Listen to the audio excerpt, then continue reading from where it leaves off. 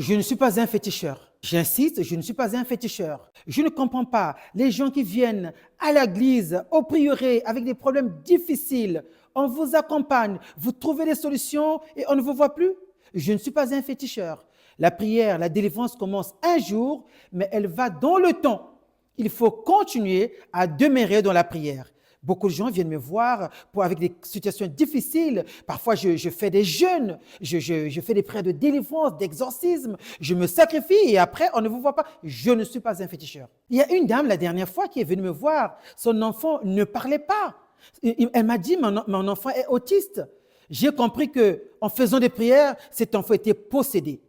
Parce qu'en bas âge, cet enfant avait commencé à parler jusqu'à l'âge de 3 ans, 2 ans, 3 ans. L'enfant ne parlait plus. J'ai fait des prières. J'ai compris qu'il fallait baptiser cet enfant.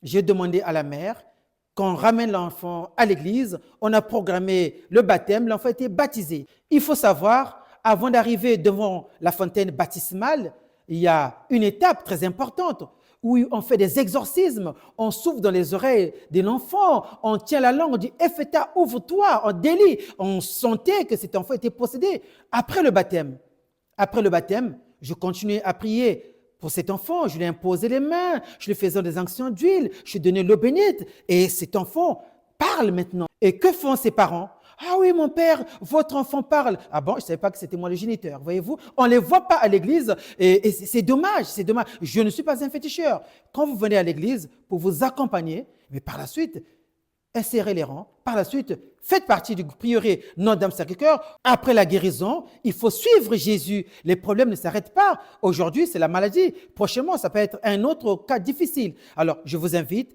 à rejoindre, à être assidu aux prières, aux activités du prieuré Notre-Dame-Sacré-Cœur. Vous verrez que beaucoup de choses vont changer dans votre vie. Que Dieu vous bénisse. Merci.